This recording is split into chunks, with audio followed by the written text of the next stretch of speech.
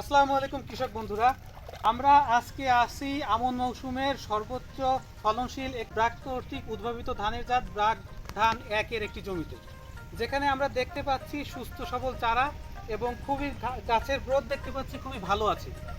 এখন আমরা এই ধানটি যে চাষ করেছেন সেই কৃষক ভাইয়ের সাথে কথা বলবো। আসসালামু আলাইকুম। ভাই, আপনার তো জমি, এটা আপনার নাম কি? মোহাম্মদ সোহাগ। আচ্ছা, এটা কোন গ্রাম? এই শালমারি।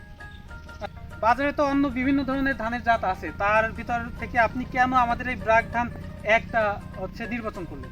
ব্র্যাক এক ধান গুছা ভালো হয়, তারপর ফলন বেশি হয়, বিচলি বড় হয়। আচ্ছা, ফলন বেশি, বিচুলি বড়, এই জন্য তো আপনি তো হয়েছে প্রায় 15-16 দিন হয়ে গেছে এখানে রোপণ করেছেন। জি। তো আপনি এখন যে গাছের যে গ্রোথ দেখছেন, এবং এক্ষেত্রে আপনার কাছে কি মনে হচ্ছে যে আমাদের যে গ্রোথ তাতে আশানুরূপ ফলন আপনি পাবেন নাকি? হ্যাঁ, আশা করি ফলন বেশি হবে। আচ্ছা দর্শক বন্ধুরা, আমরা কৃষকের সাথে কথা বললাম, চলুন আমরা আপনাদেরকে একটা গাছ ধরে দেখাই।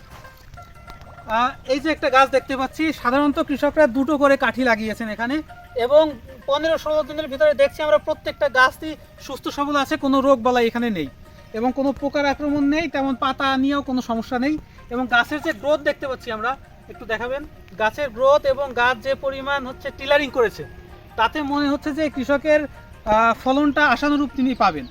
আমরাও আশা করছি এবং সে বিষয়ে কৃষককে আমরা যথেষ্ট পরামর্শ দিব এবং তার সাথে থাকবো। তো আপনার গাছের যে গ্রোথ যদি আশানুরূপ ফলন হয়, কৃষকের 25 মনের কাছাকাছি বা তার থেকে বেশিও হতে পারে ফলন। আচ্ছা, ধন্যবাদ ভাই, আমরা আসবো, আর আপনিও ভালোভাবে চারার যত্ন নেবেন। ধন্যবাদ।